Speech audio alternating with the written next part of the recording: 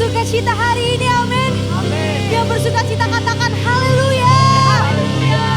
Mari sama-sama kita bersatu dalam doa sebelum kita memuji dan menyembah Tuhan. Terima kasih Tuhan Yesus, terima kasih Bapa yang baik.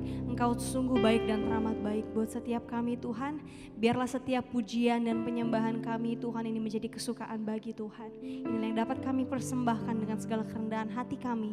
Kami berdoa dan mengucap syukur hanya di dalam nama Tuhan Yesus Kristus. Haleluya. Sama-sama kita katakan amin. Siap memuji Tuhan, amin. Amin. Woo.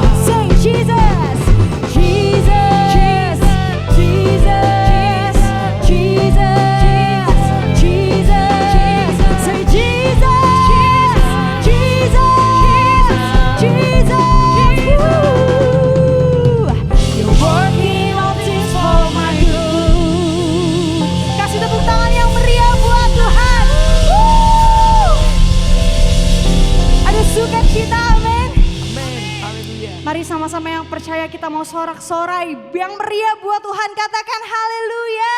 Haleluya.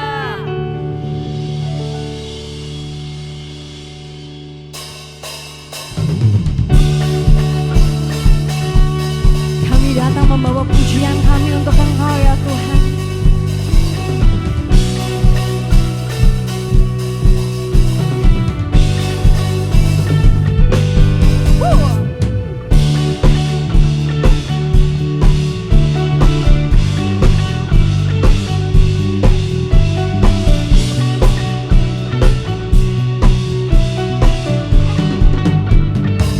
Sama-sama nyatakan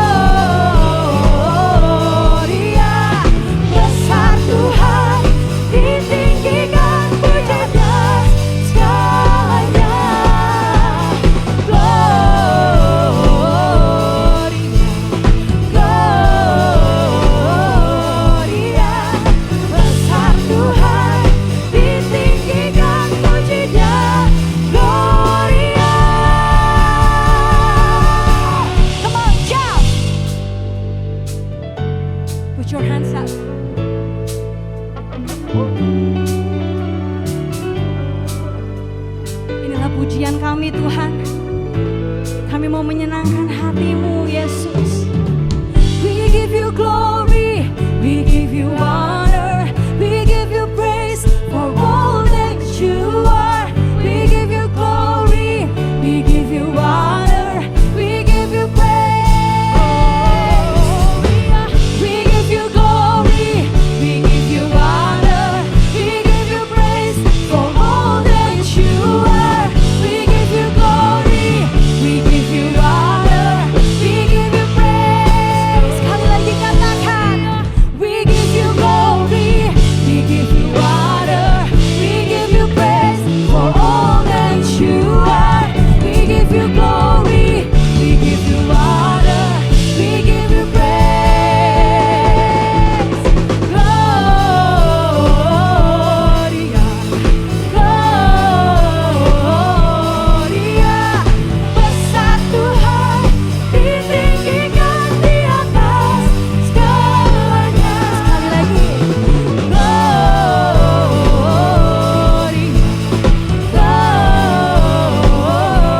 Gloria, besar Tuhan, ditinggikan pujinya. Gloria.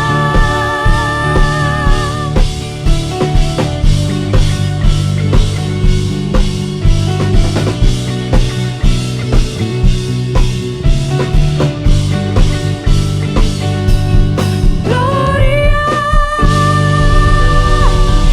Beri kemuliaan bagi Tuhan. Beri sorak-sorai yang meriah buat Tuhan. Mari sama-sama kita siapkan hati kita hari ini. Sama-sama kita mau menyembah Tuhan. Sebab Dia juru selamat setiap kita, yang layak kita puji dan kita sembah. Thank you Lord Jesus. In the darkness we were waiting, without hope and without light. But from heaven you came running, there was mercy in your eyes. To fulfill the law and prophets, to a virgin came the word. From a throne of endless glory, to a cradle in the dirt.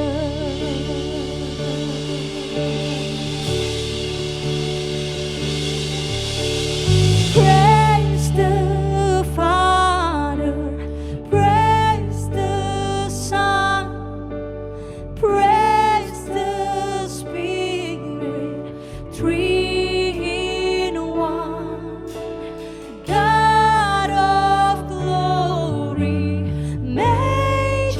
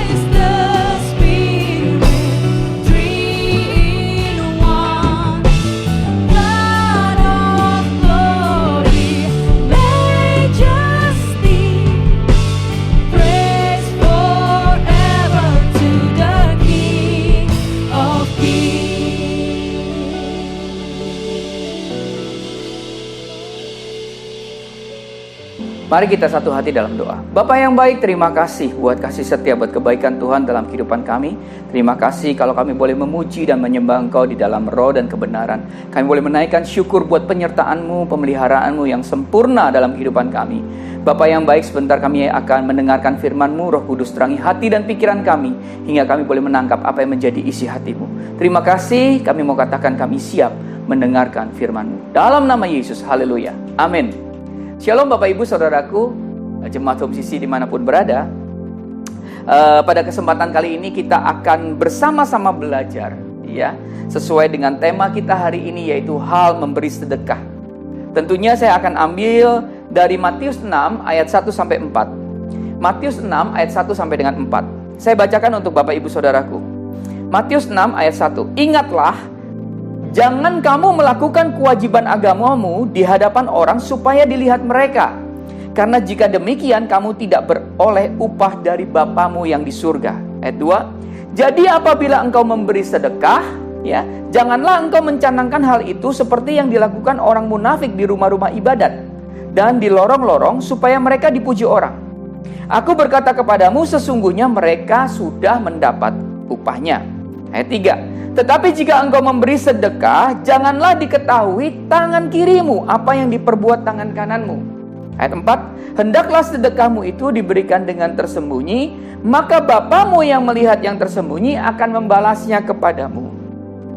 Bapak Ibu Saudaraku, Jemaat Home CC dimanapun berada, bila kita membaca dan memperhatikan ayat-ayat yang kita baca di ayat 1 tadi, Matius 6 ayat 1, maka terlihat bahwa kewajiban agama di sini sama sekali tidak diabaikan oleh Tuhan. Tuhan Yesus tidak mengatakan bahwa kewajiban agama dalam hal ini memberi sedekah, ya, atau di masa sekarang adalah memberi persembahan, itu dihilangkan. Bukan seperti itu. Memberi sedekah dalam rangka ibadah atau dalam rangka memberi kepada orang-orang miskin sama sekali tidak dihilangkan oleh Tuhan Yesus. Justru kita lihat Tuhan Yesus bermaksud untuk meluruskan motivasi yang tidak lurus melalui pengajaran ini. Tuhan Yesus bermaksud untuk meluruskan motivasi yang tidak benar di dalam pelajaran ini. Jadi apanya yang tidak benar, Bapak Ibu Saudaraku? Perhatikan perkataan Tuhan Yesus berikut ini. Supaya dilihat mereka.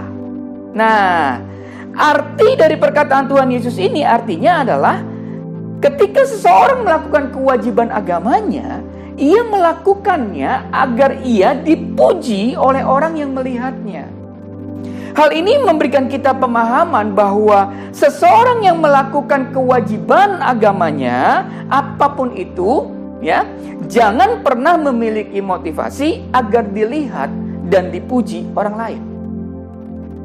Ketika kita melakukan sesuatu dalam kewajiban agama kita, maka kita harus melakukannya dengan motivasi yang tulus dan penuh sukacita. Bukan karena ingin mendapatkan pujian dari orang lain. Bapak Ibu Saudaraku, rekan-rekan yang saya kasihi, kita juga bisa melihat di ayat selanjutnya, di ayat yang kedua, yang dikatakan supaya mereka dipuji orang. Ya, tadi adalah supaya dilihat, supaya dipuji hari ini, sekarang ini, ya, di ayat yang kedua. Jadi di sini kita jelas melihat, ya, bahwa Tuhan Yesus menegur, ya, bahwa yang Tuhan Yesus tegur, ya, adalah tujuan atau motivasi dalam melakukan kewajiban agama. Menariknya, kata kewajiban agama yang kita baca di dalam Alkitab versi Lembaga Alkitab Indonesia ini ternyata memiliki arti yang berbeda dalam bahasa Yunaninya.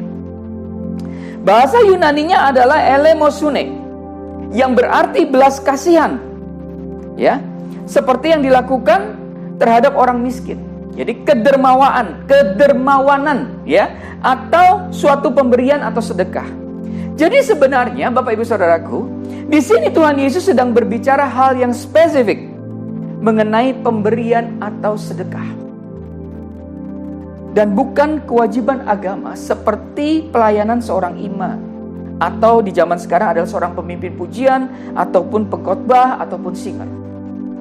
Di sini Tuhan Yesus ingin mengatakan bahwa pemberian atau sedekah adalah sebuah tindakan yang seharusnya dilakukan untuk menyukakan hati Bapa. Karena apa? Karena kita mengasihi Bapa kita. Namun ironisnya ketika kita memberikan pemberian, ya mungkin dalam bentuk sedekah kepada orang miskin atau kepada institusi atau kepada gereja, pemberian itu justru menjadi sesuatu yang memuakkan bagi Bapa kita. Kenapa? Karena itulah pada hari ini kita harus mengambil pelajaran dari kebenaran firman Tuhan ini.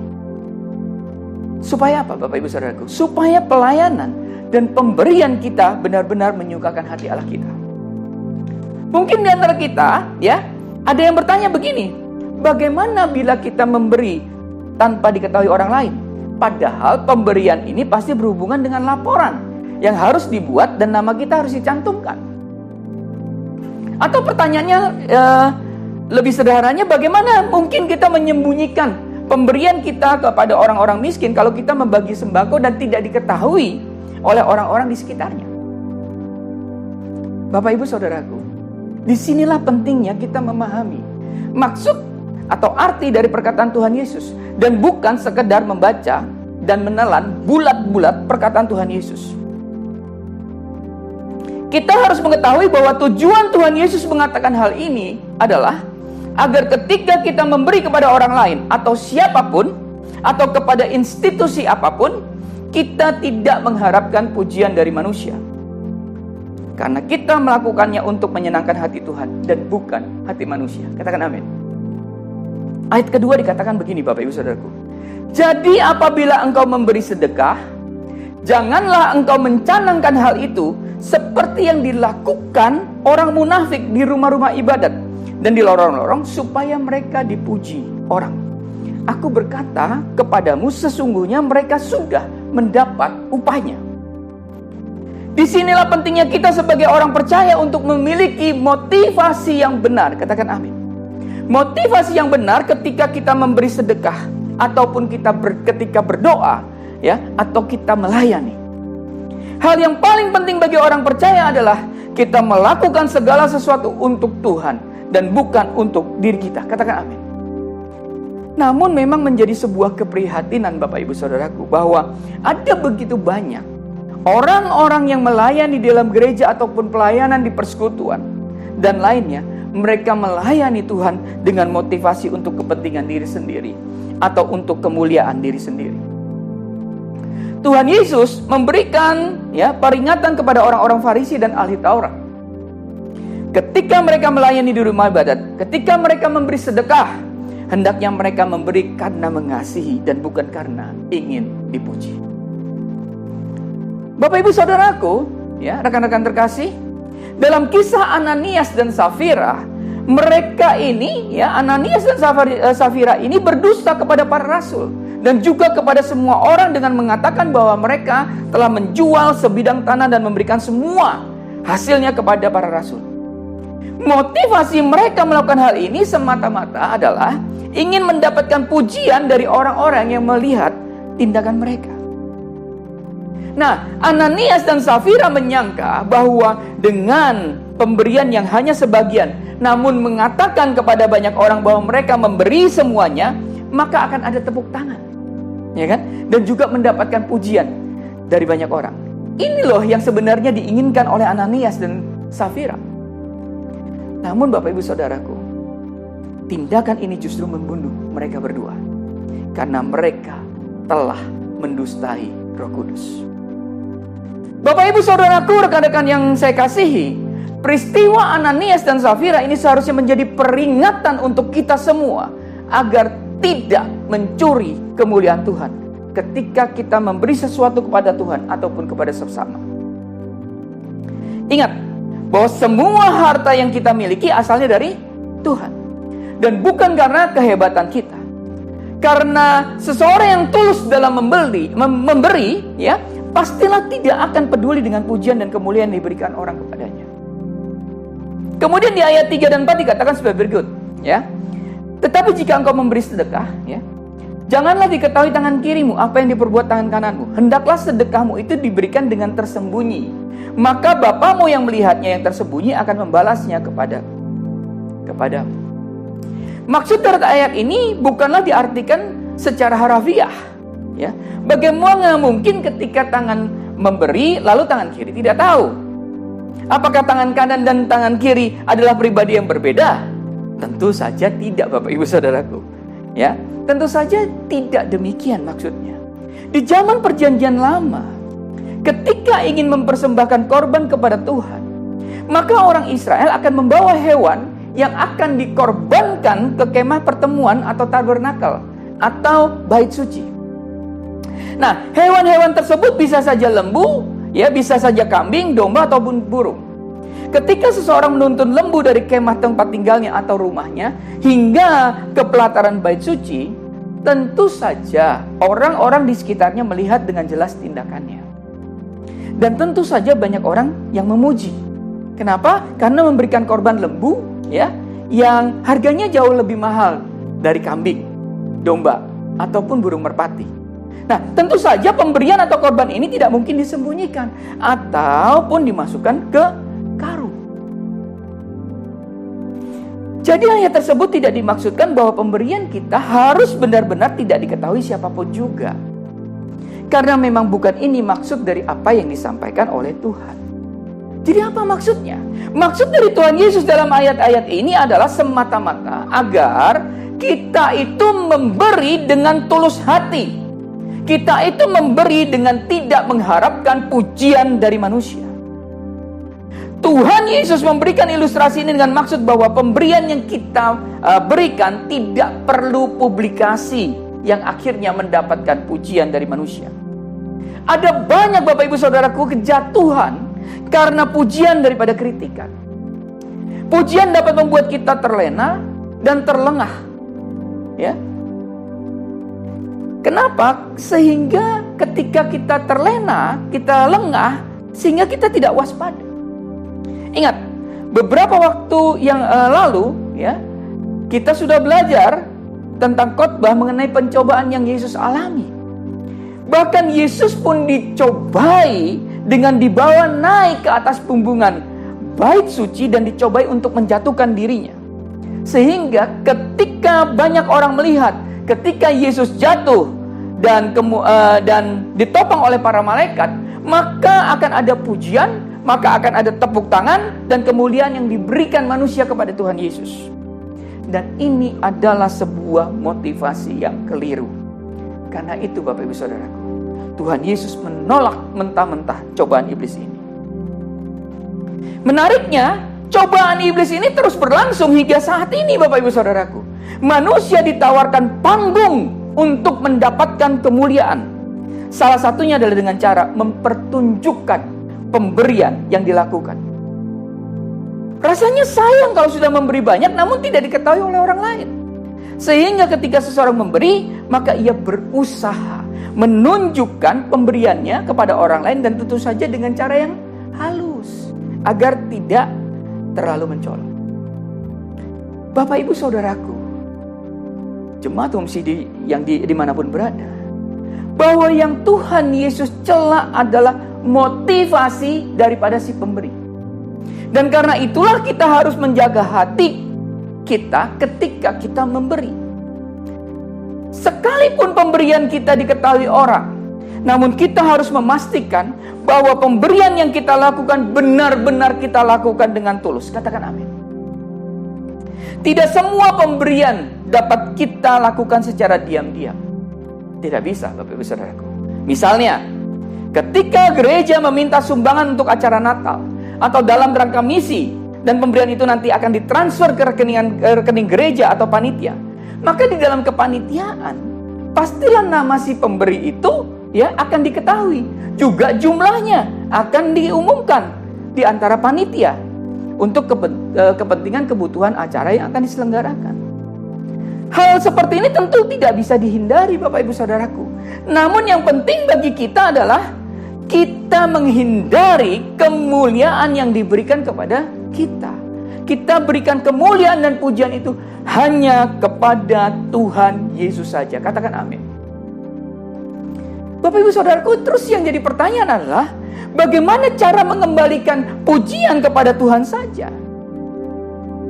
Caranya adalah pujian dan ucapan terima kasih yang kita terima ya dari panitia atau dari siapapun haruslah kita katakan di dalam hati dan pikiran kita.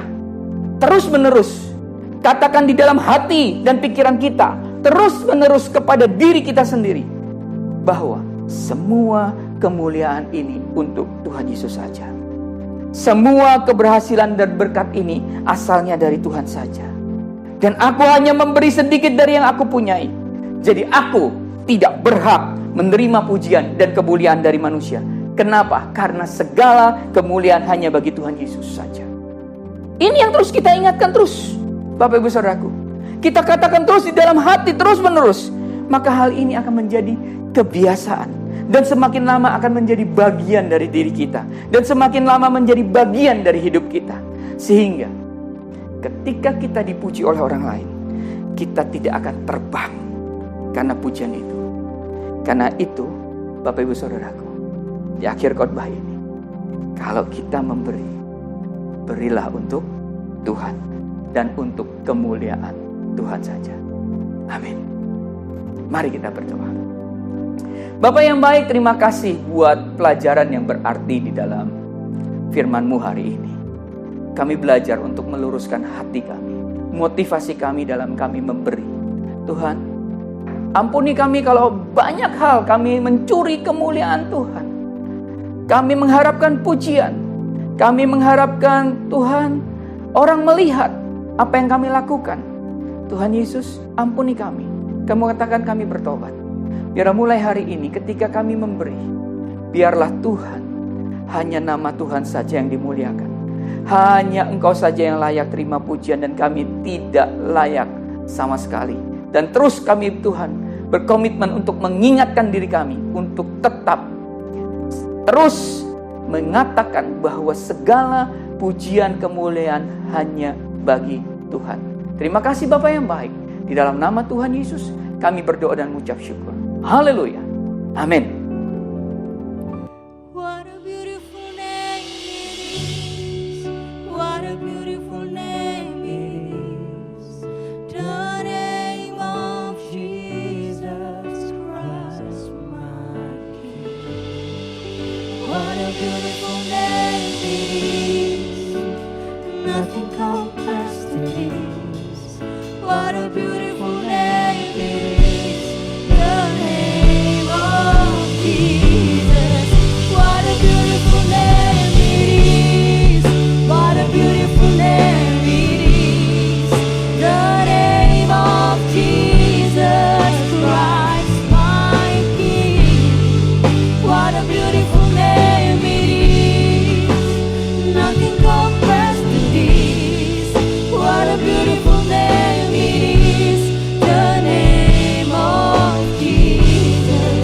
What a beautiful name it is. The name of Jesus. What a beautiful name it is. The name of Jesus.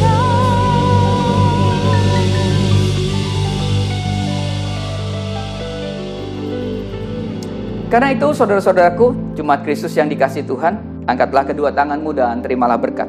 Mari aminkan setiap perkataan berkat yang kita percaya bahwa kita menerimanya. Tuhan memberkati engkau dan melindungi engkau. Tuhan menyinari engkau dengan wajahnya dan memberi engkau kasih karunia. Tuhan menghadapkan wajahnya kepadamu dan memberi engkau damai sejahtera.